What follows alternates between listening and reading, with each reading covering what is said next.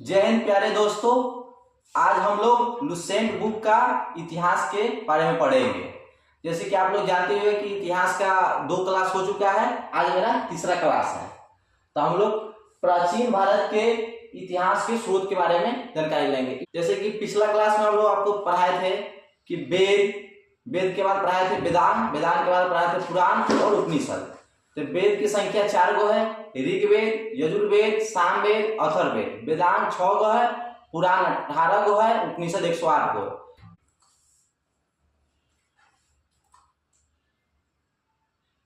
जैसे कि बौद्ध, जैन एवं अन्य साहित्यिक के बारे में संक्षिप्त के बारे में जानकारी लेंगे। जैसे कि जातक में बुद्ध की पूर्व जन्म की कहानी वर्णित है और हीनयान का प्रमुख ग्रंथ कथा वस्तु जो पाली भाषा में, जिसमें महात्मा बुद्ध का जीवन चरित्र और उनके कथनांकों के साथ वर्णित, जिसकी रचना अस्थिवीर मोगलीपुत्र ने लगभग 3री शताब्दी ईसा पूर्व में किया था।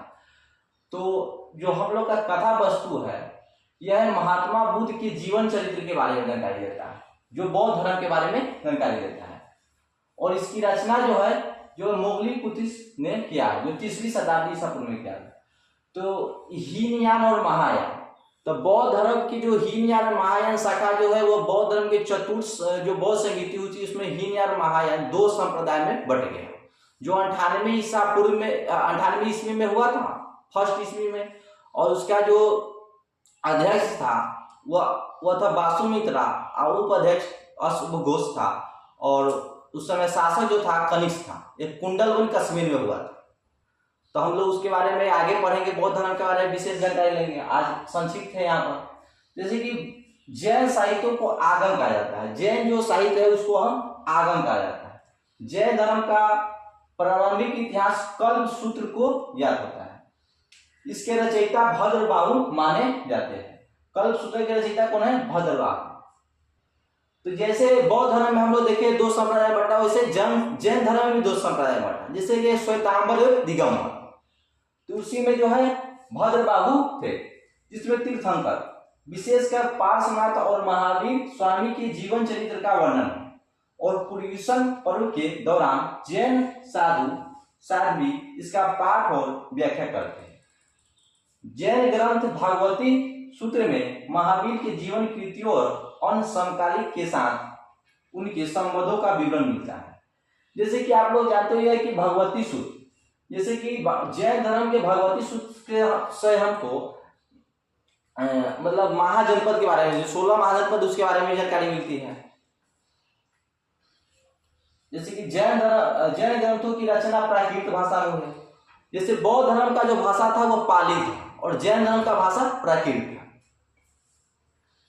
ईसा की 6वीं सदी में गुजरात के बल्लभी नगर में उन्होंने अंतिम रूप से संकल्पित किया।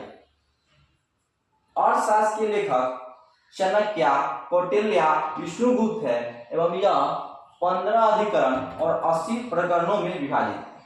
देखिए अभी जो एग्जाम में क्वेश्चन बनता है वो स्टेटमेंट बेस्ड बनता है। तो आपसे पूछ सकता है कि जो अर्थशास्त्र के लेखक है कौन है? तो कौटिल्य है, जिसका नाम विष्णुगुप्त भी था, चाणक्य भी था। पूछेगा कि अर्थशास्त्र किससे संबंधित है? अर्थशास्त्र जो तो आप लोग सोचेगा कि अर्थशास्त्र विषय है, अर्थशास्त्र जो है वह राजनीतिक से संबंधित था, जो मौर्य वंश से मौर्यकालीन जो था, इसके बारे में मौर्यकालीन के बारे में जानकारी देता है। और इसमें 15 अधिकरण 180 प्रकरण है। तो स्टेटमेंट में आपको बनेगा कि अर्थशास्त्र किसका लेखक है? तो कौटिल्य विष्णुगुप्त ने किया है, राजनीति से संबंधित है। इसमें 15 अधिकरण 180 प्रकरण है, मौर्य वंश के बारे में जानकारी देता है। तो आपको इस सब बात को ध्यान रखना होगा। यह एक विधि ग्रंथ है। देखिए यहाँ पर लिखा हुआ है विधि ग्रंथ है, जो राजनीति से संबंधित है। इससे मौर्यकालीन इतिहास की जानकारी प्राप्त होती है। अनुवादक, इसका जो अनुवाद किया था वो शाम शास्त्री था। अनुवादक जो था उसका अनुवाद किया था वो शाम शास्त्री था। संस्कृत साहित्य में ऐतिहासिक घटना को क्रमबद्ध लिखने का सर्वप्रथम प्रयास कलहन के द्वारा किया गया। कलहन द्वारा रचित पुस्तक राजतरंगिणी, राजाओं की नदी, और इस ग्रंथों में 8 सर्ग है जिन्हें तरंगों की संज्ञा दी गई है। इसमें प्रारंभ से लेकर 12वीं सदी तक के कश्मीर के शासकों का वर्णन किया गया है। तो जो था यहाँ जो राजतरंगिणी जो पुस्तक है वो कलहन द्वारा लिखा गया है। यह जो फर्स्ट सदी से लेकर 12वीं सदी तक जो कश्मीर के राजा थे उनके बारे में जानकारी मिलती है यहाँ से। तो आपसे पूछ सकता है कि राजतरंगिणी पुस्तक है कलहन किस भाषा में लिखा गया है? ये संस्कृत भाषा में लिखा गया है। बार बार अब एग्जाम का जो पैटर्न चेंज हो गया है, आपसे पुस्तक नहीं पूछेगा, पुस्तक के किस भाषा में लिखा गया ये पूछ देता है। तो आप यहाँ पर देखिए कि यह संस्कृत भाषा में लिखा गया है। कश्मीर के शासक का वर्णन किया गया है। अरबों की सिंधिया विजय का वृत्तांत चचनामा या फतेहनामा में है। अरब की जो सिंधिया विजय का वृत्तांत है यह चचनामा या कहीं आएगा या फतेहनामा भी आएगा। मूल रूप से अरबी भाषा में लिखी गई है। कुछ दिन पहले हमें कोई एग्जाम में देखे हुए थे कि चचनामा के बारे में जो लिखा हुआ था वो किस भाषा में लिखा गया है? अरबी भाषा में लिखा गया है। और इसका लेखक कौन है? अली अहमद इसका लेखक है। चचनामा या फतेहनामा का जो लेखक है अली अहमद है। यह मूल रूप से अरबी भाषा में लिखी गई है और जिसका फारसी में अनुवाद 1226 में नसरुद्दीन कुवाचा के शासनकाल में अली बिन अबू बकर कुफी ने किया था। और इसके बाद मिर्जा काली चबेग ने वर्ष 1900 में चचनामा को अंग्रेजी और सिंधी भाषा में अनुवाद किया था। तो इसे अनुवादक है, बाद में उसका अनुवाद किया था, लेकिन मूल रूप से जो है अली अहमद जो है चचनामा का लेखक है जो अरबी भाषा में। तो ये आप लोग याद करके रखिएगा, भाषा पूछता है। अष्टाध्याय जो संस्कृत भाषा और व्याकरण की प्रथम पुस्तक के लेखक पाणिनि है। इसे मौर्य काल के पहले का इतिहास तथा मौर्य युगीन राजनीतिक जो अवस्था की जानकारी प्राप्त होती है। कितना बार यह पूछ चुका है कि अष्टाध्याय की रचना किसने किया है? पाणिनि ने किया है। अष्टाध्याय की रचना किसने किया है? पाणिनि ने किया है। यह मौर्य काल से संबंधित है, मौर्य काल से संबंधित है। अष्टाध्याय में पहली बार लिपि शब्द का प्रयोग किया गया है। कात्यायनी की गार्गी संहिता एक ज्योतिष ग्रंथ है, फिर भी इसमें भारत पर होने वाले यमन आक्रमण का उल्लेख मिलता है। पूछेगा आपसे कात्यायनी की गार्गी संहिता कौन ग्रंथ है? ज्योतिष ग्रंथ है, फिर भी इसमें भारत पर होने वाले यमन आक्रमण का उल्लेख मिलता है। पतंजलि जो पुष्यमित शुंग के पुरोहित थे, जो पतंजलि जो था वो किसका पुरोहित था? ये शुंग वंश के शासक जो थे पुष्यमित शुंग के पुरोहित थे। और इनके महाभारत से शुंग के इतिहास का पता चलता है। आपसे पूछेगा कि जो पतंजलि जो था महाभास, पतंजलि के रचयिता जो महाभास थे वो किस वंश से संबंधित है? वो शुंग वंश से संबंधित है। और शुंग वंश के संस्थापक पुष्यमित शुंग है। विदेशी यात्रियों से मिलने वाली प्रमुख जानकारी। अब हम लोग देख रहे हैं कि जो विदेशी यात्री यहाँ पर आया था लेखक, उसके बारे में विभिन्न प्रकार की जानकारी अपने अपने जो उनका विचार हुआ वो प्रकट किए लेखक के रूप में। जैसे कि टेसियस जो था यह ईरान का राजवय था। कहाँ का राजवय था? ईरान का राजवय था। यह भारत के संबंध में इसका विवरण आश्चर्यजनक कहानियों से परिपूर्ण होने के कारण अविश्वसनीय है। आश्चर्यजनक कहानियों से परिपूर्ण होने के कारण जो था अविश्वसनीय है। तो टेसियस कहाँ का था? ईरान के था, ईरान के राजवय था टेसियस, जो यूनानी रोमन लेखक था।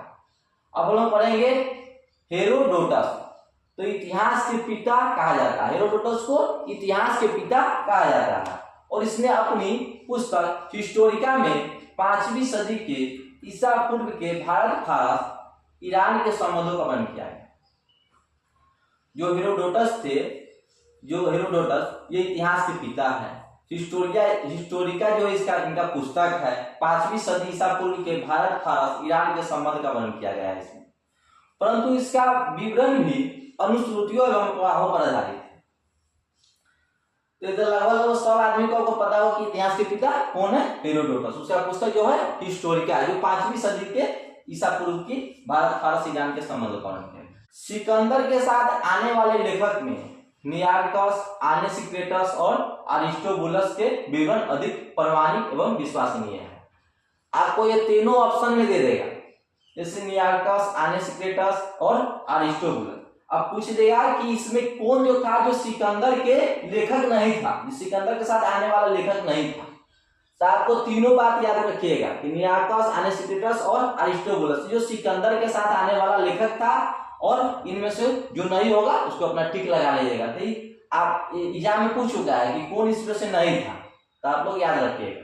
मेगास्थनीज, यह सेल्यूकस निकेटर का राजदूत था। मेगास्थनीज जो था वह सेल्यूकस निकेटर का राजदूत था। सेल्यूकस निकेटर सिकंदर का राजदूत, जो चंद्रगुप्त मौर्य के दरबार में आया और इसने अपनी पुस्तक इंडिका में मौर्य युगीन समाज और संस्कृति के विषय में जानकारी देती है। इंडिका पुस्तक के लेखक कौन है? मेगास्थनी। मेगास्थनी इंडिका से किसके बारे में जानकारी पता चलता है? तो मौर्य युगीन समाज और संस्कृति के बारे में जानकारी पता चलता है। मेगास्थनी किसका जो राजदूत था? सेल्यूकस निकेटर का राजदूत था। किसके दरबार में आया था? चंद्रगुप्त मौर्य के दरबार में आया था। चंद्रगुप्त मौर्य के जो उसका राजधानी जो था वो पाटलिपुत्र था। डाइमेकस, यह सीरिया नरेश एंटियोकस का राजदूत था, जो बिंदुसार के दरबार में आया था। इसका विवरण भी मौर्य युगीन से संबंधित है। जो यह बिंदुसार था यह था मौर्य वंश से संबंधित राजा। और डाइमेकस जो इनके राजदूत, डाइमेकस जो था ये सीरिया नरेश एंटियोकस का राजदूत था। डाइमेकस जो था किनका राजदूत था? सीरिया नरेश एंटियोकस का राजदूत था, जो किनके दरबार में? बिंदुसार के दरबार में आया था। और इसका विवरण भी मौर्य युगीन से संबंधित है। एक डायोनिसियस है, एगो देखिए वो डाइमेकस है, वो डायोनिसियस है। डायोनिसियस जो है मिस्र नरेश जो टोलमी फिलाडेल्फस का राजदूत था, जो अशोक के राज दरबार में आया था। अशोक के दरबार में कौन आया था? तो वह आया था डायोनिसियस। अशोक किस वंश से संबंधित है? मौर्य वंश से संबंधित है। बिंदुसार किस वंश से संबंधित है? मौर्य वंश से संबंधित है। चंद्रगुप्त मौर्य वंश से संबंधित है। उसके बाद देखिए टोलमी, इसने दूसरी शताब्दी में भारत का भूगोल नामक पुस्तक लिखा था। पूछता है कि भारत का भूगोल नामक पुस्तक किसने लिखा है? टोलमी ने लिखा है। और प्लिनी जो था इसने प्रथम शताब्दी में नेचुरल हिस्ट्री नामक पुस्तक लिखी। इसमें भारतीय पशु, पेड़ पौधा, खनिज पदार्थ आदि के बारे में जानकारी मिलती है। आपसे स्टेटमेंट में दे देगा कि प्लिनी जो था किस सदी में अपनी पुस्तक लिखी थी? प्रथम सदी में लिखी। नेचुरल हिस्ट्री के बारे में जानकारी दी और विशेषकर जो है भारतीय पशुओं और पेड़ पौधा, खनिज पदार्थ आदि के बारे में विवरण मिलता है। एक जो था, एक लेखक था पेरिप्लस ऑफ द रीथन सी। इस पुस्तक के लेखक के बारे में जानकारी नहीं है। यह लेखक करीब 80 ईस्वी में हिंद महासागर की यात्रा पर आया था और इसने उस समय के भारत के बंदरगाहों तथा व्यापारिक वस्तुओं के बारे में जानकारी दी। इसका लेखक के बारे में पता नहीं है कि कौन लिखा नहीं लिखा। अब हम लोग आगे देखेंगे चीनी लेखक। यूनानी लेखक पढ़ लिए, तो हम लोग चीनी लेखक पढ़ेंगे। चीनी लेखक में देखिए सबसे पहले कहीं कहीं आपको दे देगा कि क्रम से सजाइए कि चीनी लेखक में सबसे पहले कौन आया, उसके बाद कौन, उसके बाद कौन। तो हम लोग देखिए लाइन से कि पहले आया था पयान, उसके बाद आया था संगयुगीन, उसके बाद हेनसन, और नीचे आएगा वह इतिसंग। तो देखिए पयान जो आया था यह जो है यह चीनी यात्री, यह गुप्त नरेश चंद्रगुप्त द्वितीय के दरबार में आया। यह चंद्रगुप्त द्वितीय जो इसे विक्रमादित्य के नाम से जानते थे। तो यह गुप्त काल के हैं, जो गुप्त वंश के हैं। ये चंद्रगुप्त जो है ये गुप्त वंश के हैं, और वो चंद्रगुप्त मौर्य थे जो मौर्य वंश के थे। दरबार में आया था और इसने अपने विवरण में मध्य प्रदेश के समाज और संस्कृति के बारे में वर्णन किया और इसने मध्य प्रदेश की जनता को सुखी और समृद्धि बताया और 14 वर्ष तक भारत में रहा। कितना वर्ष तक भारत में रहा है? 14 वर्ष तक भारत में रहा है। सब ज्यादा करके मध्य प्रदेश राज्य के बारे में विशेष जानकारी दी जाए कि वहां की जनता बहुत सुखी समृद्धि था। और कहा कहता ये चीनी यात्री था। क्यों था? फयान था। किसके दरबार में आया था? ये चंद्रगुप्त द्वितीय के दरबार में आया था, जो गुप्त वंश से संबंधित है, जिसे विक्रमादित्य के नाम से भी जाना है। उसके बाद संयुगी 518 ईस्वी में, लगभग 518 ईस्वी मतलब 6ठी सदी में मारा गया था। इसने अपने 3 वर्षों की यात्रा में बौद्ध धर्म की प्राप्तियां एकत्रित किया। उसके बाद हेनसंग आया। हेनसंग के बारे में तो बहुत बार एग्जाम पूछा गया, बहुत बार, कि हेनसंग किसके दरबार में आया था? तो हेनसंग हर्षवर्धन। हेनसंग किसके दरबार में? यह हर्षवर्धन के शासनकाल में भारत आया था। हेनसंग 629 ईस्वी में चीन से भारतवर्ष के लिए प्रस्थान किया था और लगभग 1 वर्ष की यात्रा के बाद बाद सर्वप्रथम यह भारत राज्य कपिसा पहुंचा। तो 1 वर्ष की यात्रा किया तो 629 में यहाँ आया होगा। तो कहाँ पहुंचा, भारत के किस राज्य में पहुंचा था? कपिसा में पहुंचा था। और भारत में 15 वर्ष तक मतलब ठहर कर 645 में चीन लगे। तो हेनसन कितना वर्ष भारत में रहा? 15 वर्ष रहा। 629 में चला, 1 वर्ष की यात्रा पर रहा और 30 में यहाँ पर पहुंचा और 645 में यहाँ से चला गया, चीन लौट गया।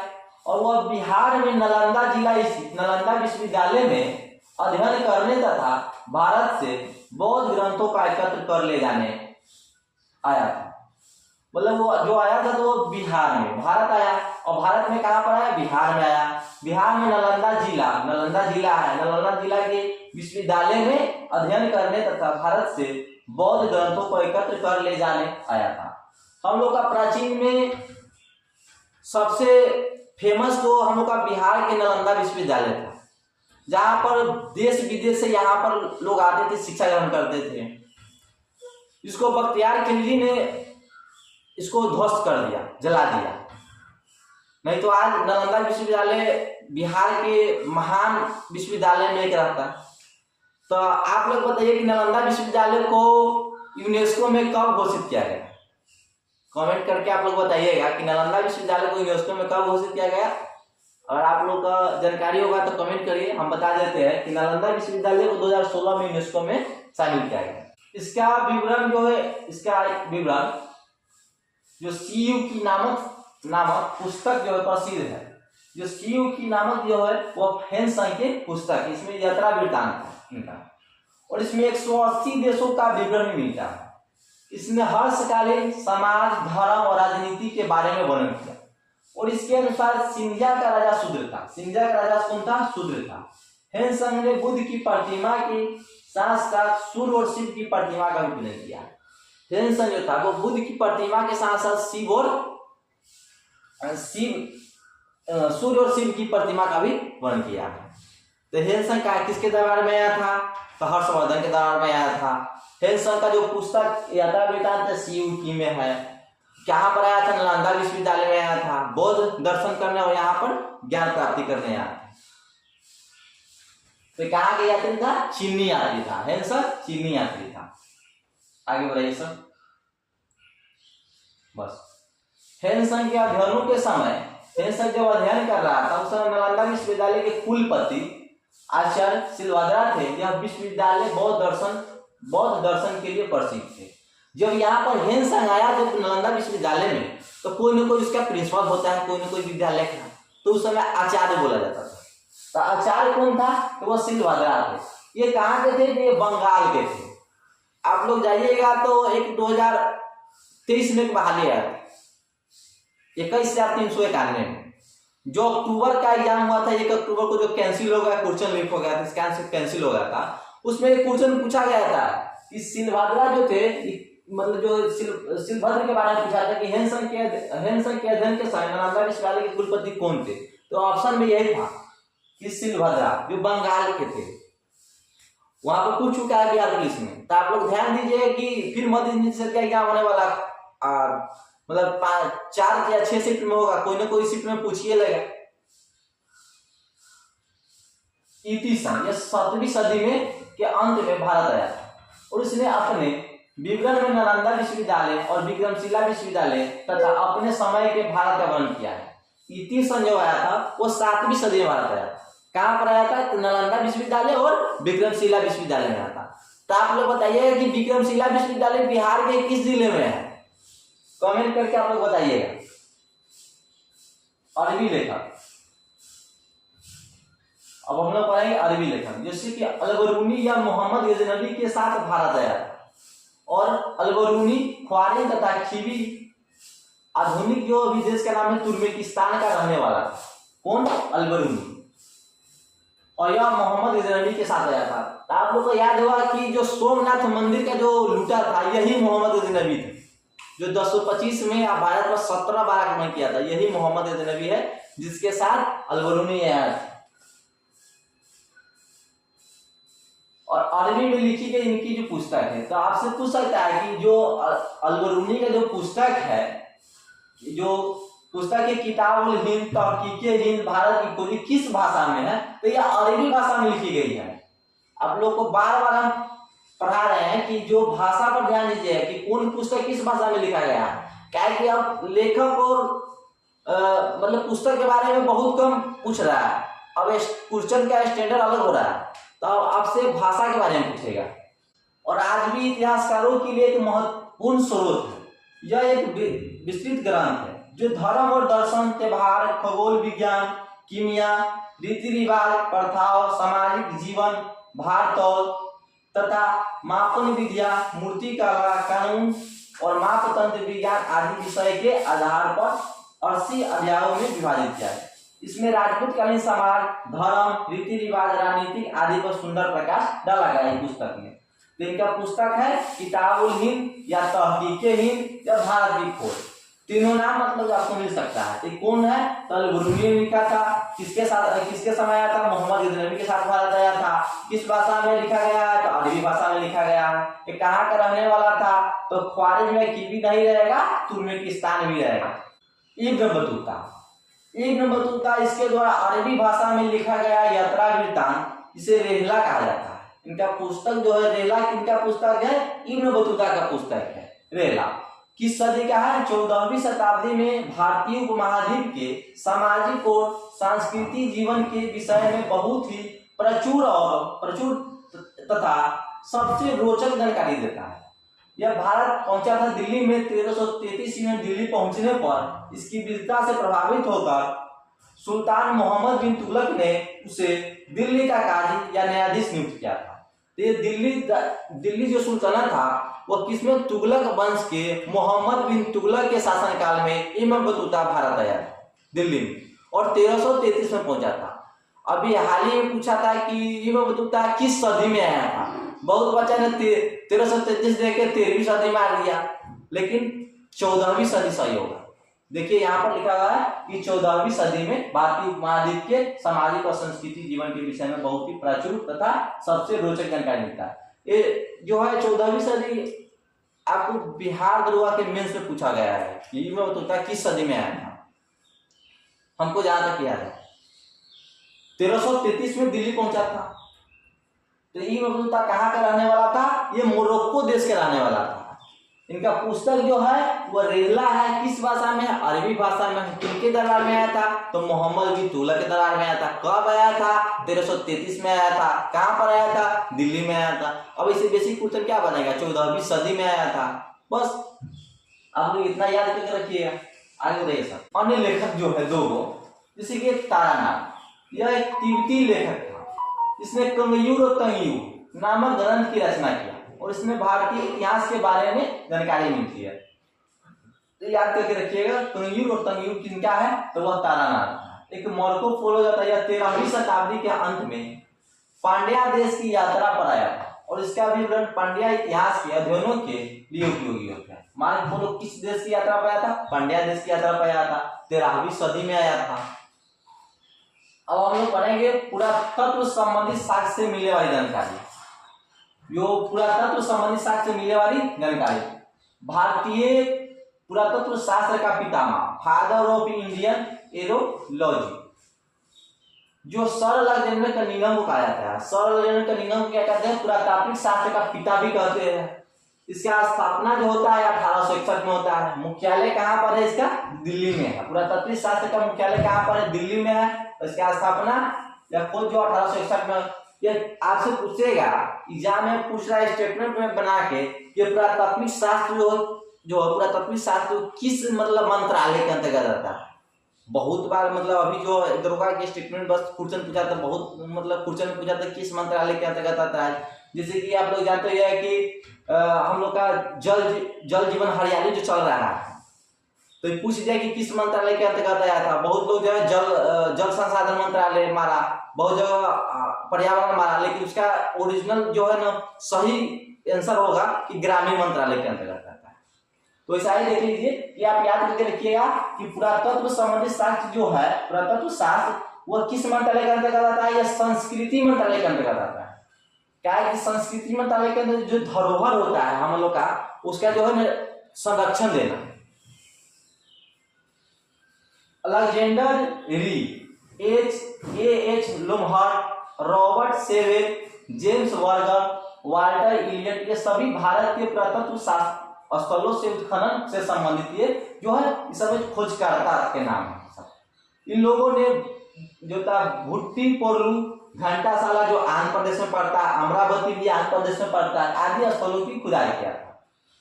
1400 ईसा पूर्व के अभिलेख जो बोगाज कोई या एशिया माइनर जिसे कहा जाता है, जिसे वैदिक देवता मित, वरुण, इंद्र, नतास और अश्विनी कुमार ज्यादा करके याद रखिए नाम से मिलते हैं, जो कहाँ पे मिलेगा, एशिया माइनर है बोगाज कोई में।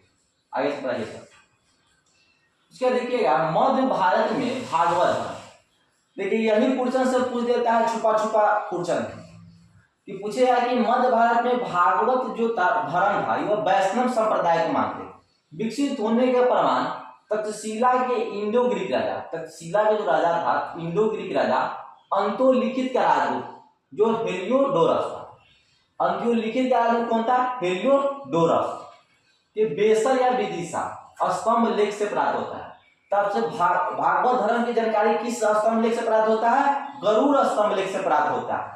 और हेलियोडोरस जो राजदूत था, किसका राजदूत था, तक्षशिला के राजा जो था इंडो ग्रीक राजा, उसका राजदूत था, जो शुंग वंश के राजा भागभद्र के दरबार में आया था। तो आपसे पूछेगा कि शुंग वंश के राजा भागभद्र के दरबार में कौन आया था, तो वो आया था हेलियोडोरस आया था। तो किसका राजदूत था, तो यह राजदूत था तक्षशिला के इंडो ग्रीक राजा अंतोलिखित का राजदूत था। कौन था, तो हेलियोडोरस था। वो किसके दरबार में आया था, शुंग वंश के राजा भागभद्र के दरबार में आया था। और भागवत धर्म कहां से मिलेगा आपको जानकारी, तो गरुड़ स्तंभ लेख से प्राप्त होता है। जैसे कि देखिए आप सर्वप्रथम भारतवर्ष, हम लोग शुरू का क्लास जो फर्स्ट क्लास उसको भारतवर्ष के बारे में पढ़े हैं। तो यहाँ पर देखिए कि सर्वप्रथम भारतवर्ष का जिक्र जो होता है हाथी गुफा अभिलेख में मिलता है। तो भारतवर्ष का जिक्र किस गुफा में, कहाँ पे मिलेगा, हाथी गुफा अभिलेख में मिलेगा। सर्वप्रथम दुर्भिक्ष की जानकारी देने वाला अभिलेख सहगौरा अभिलेख। इस अभिलेखों में संकट काल में उपयोग हेतु खदान सुरक्षित रखने का भी उल्लेख मिलता है। तो आप लोग देखते हुएगा कि हम लोग का जैसे अभी का आधुनिक युग में आप देखते हुएगा कि जगह जगह पर गोदाम बनाया जाता है। जैसे पैक्स का गोदाम आप लोग अपना गांव में देखते हुएगा कि वहां पर राशन आता है, अनाज इकट्ठा किया जाता है। वैसा ही जो है ना मौर्य युग समय में जो बनाया जाता था गोदाम तरीका से, क्या कि अकाल उस समय बहुत पड़ता था, तो इसलिए कर अनाज को सुरक्षित रहे, वहां पर ऊंचा स्थान पर रहे कि बाढ़ या कोई भी प्रलय अकाल पड़े तो अनाज का दिक्कत नहीं हो व्यक्ति को खाने के लिए। तो यह सहगौरा अभिलेख कहाँ से प्राप्त होता है, यूपी से प्राप्त होता है। तो किसके लेकर था, तो संकट काल में, देखिए लिखा हुआ है कि संकट काल में उपयोग हेतु खदान सुरक्षित रखने के लिए उल्लेख किया जाता था। यह कहाँ पर है, सहगौरा जो अभिलेख है यह उत्तर प्रदेश के गोरखपुर जिले के राप्ती नदी के तट पर मिला है। और यह मौर्यकालीन अभिलेख था। क्या कौन अभिलेख था, मौर्यकालीन से संबंधित है। सहगौरा अभिलेख यूपी के गोरखपुर जिले के राप्ती नदी के किनारे पर है।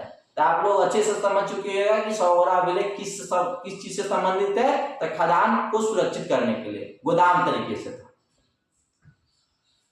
सर्वप्रथम भारत पर होने वाले हुनरू आक्रमण की जानकारी भीतरी स्तंभ लेख से प्राप्त होती है। सती प्रथा का पहला लिखित साक्ष्य एरन के अभिलेख से, शासक जो था उस समय भानुगुप्त था, से प्राप्त होता है 510 ईस्वी में। जो एरन के अभिलेख है यह शासक उस समय कौन था, भानुगुप्त था। यह गुप्त वंश से संबंधित है। तो पहले जो किसी का पति मर जाता था तो उसका जो है ना पत्नी को जिंदा उसी अर्थी के साथ बांधकर जला दिया जाता था। तो उसी के बारे में सती प्रथा का जो उल्लेख मिलता है वह 510 ईस्वी में एरन के अभिलेख से भानुगुप्त के बारे में जानकारी मिलता है। उस समय शासक जो था वो भानुगुप्त था। एरन के अभिलेख से पता चलता है सती प्रथा के बारे में 510 ईस्वी में किस वंश से संबंधित है, गुप्त वंश से संबंधित है। सतवाहन राजाओं का पूरा इतिहास उनके अभिलेखों के आधार पर लिखा गया है। रेशम बुनकर की श्रेणियों की जानकारी मंदसौरा अभिलेख से प्राप्त होती है। तो रेशम बुनकर की श्रेणियों की कहानी कहां से जानकारी मिलती है, हमें मंदसौरा अभिलेख से प्राप्त होती है। जैसे कि देखिएगा कश्मीर जो था नवपाषाण कालीन पूरा स्थल जो बुर्ज होम से गर्तवास मतलब गड्ढा घर का साक्ष्य मिलता है। इसमें उतरने के लिए सीढ़ियां होती थी और यहाँ मनुष्य के साथ साथ उनके पालतू कुत्ते को भी दफनाने की प्रथा प्रचलित थी। तो आपसे पूछेगा एग्जाम में कि कौन ऐसा स्थान था जहाँ मनुष्य के साथ साथ पालतू कुत्ते को भी दफनाया गया है, तो वह है बुर्ज होम है। तो बुर्ज होम कहाँ पे पड़ेगा, तो वह हम लोग जम्मू कश्मीर के क्षेत्र में पड़ता है। वो किस काल के था, तो वह नवपाषाणकालीन पुरा स्थल था। बुर्ज होम कैसा था, नवपाषाणकालीन पुरा स्थल था। बुर्ज होम जो गड्ढा घर इसको कहते थे, जो कहाँ से मिलता है, कश्मीर से इसको मिलता है। इसमें क्या है, मनुष्य के साथ साथ पालतू कुत्ते को दफनाने का भी प्रथा प्रचलित। अलग अलग प्राचीन काल में अलग अलग समय में अलग अलग अपना अपना दफनाने का अपना अपना वहां का संस्कार था। कहीं जलाया जाता था, कहीं दफनाया जाता था। पूरा स्थल उस स्थान को कहते हैं जहां से औजार, बर्तन, इमारतों जैसी वस्तुओं की अवशेष मिला है। पूरा स्थल उस स्थान को कहते हैं जहां से बर्तन, औजार, आभूषण, मनके इत्यादि मिला हुआ है। खुदाई हुआ प्राचीन काल के तो वहां से प्राप्त हुआ, उसी को पुरातत्व स्थल कहते हैं। प्राचीनतम सिक्कों को हम आहत सिक्के कहते हैं। प्राचीनतम सिक्कों को किस सिक्के से नाम से जाता है, आहत सिक्के, और इसी को साहित्य में कपार्सन कहते हैं। तो आप लोग याद रखिएगा प्राचीनतम सिक्कों को किस सिक्के से किस नाम से जानते थे, आहत सिक्के से। इसको हम साहित्य में कार्सन कहा जाता है। सर्वप्रथम सिक्कों पर लेख लिखने का काम यवन शासकों ने किया था। अब हम लोग कुछ महत्वपूर्ण अभिलेख के बारे में पढ़ लेंगे कि वो अभिलेख कहाँ से किस राजा से संबंधित है। जैसे कि आप लोग जानते हुए कि हाथी गुफा अभिलेख, हाथी गुफा अभिलेख हम लोग पढ़े अभी यहाँ पर कि भारतवर्ष के बारे में जानकारी मिलता है, तो वही हाथी गुफा अभिलेख होता है। यह तिथि रहित अभिलेख है। जो कलिंग राजा खारवेल जो शासक था, तेरा राज किस राज से संबंधित है, तो वो उड़ीसा राज से संबंधित है। उदयगिरी की पहाड़ी जो होता है वहीं पर, उदयगिरी की पहाड़ी कहाँ पर, उड़ीसा में है, और कलिंग राजा खारवेल के से संबंधित है हाथी गुफा अभिलेख। जूनागढ़ अभिलेख जो गिनार स्तंभ लेख गिनार अभिलेख से संबंधित, तो यह जूनागढ़ गिनार अभिलेख जो है गुजरात में है। यह रुद्र दमन प्रथम से संबंधित है। नासिक अभिलेख जो गौतमी बलसिरी से संबंधित है। प्राग प्रशस्ति अभिलेख जो समुद्रगुप्त से संबंधित है। एलोहर अभिलेख जो पुलकेशिन द्वितीय से संबंधित है। मलसौरा अभिलेख जो मालवा नरेश यशोवर्मन से संबंधित है। ग्वालियर अभिलेख जो प्रतिहार नरेश घोष से संबंधित है। भित्रियो जूनागढ़ अभिलेख जो स्कंदगुप्त से संबंधित है। देवपारा अभिलेख जो विजय शासक जो बंगाल के साथ विजय सेन से संबंधित है। इसे संस्कृत में पहला लंबा अभिलेख जो शिलालेख जारी करने का श्रेय दिया जाता है। तो संस्कृत में पहला लंबा शिलालेख जारी करने का श्रेय किसको दिया जाता है, और रुद्र दमन प्रथम को दिया जाता है। जो गिनार अभिलेख जो है जूनागढ़ और संस्कृत में। तो आप लोग बताइए कि प्राग प्रशस्ति की रचना किसने की। हम तो बताए कि प्राग स्तंभ लेख जो समुद्रगुप्त से संबंधित है। आप लोग बताइए कि प्राग प्रशस्ति की रचना किसने किया है, तो आप लोग को कमेंट करके बताइएगा। ऐसे हम बता देते हैं कि प्राग प्रशस्ति की रचना हरिसेन ने किया। अभिलेखों का अध्ययन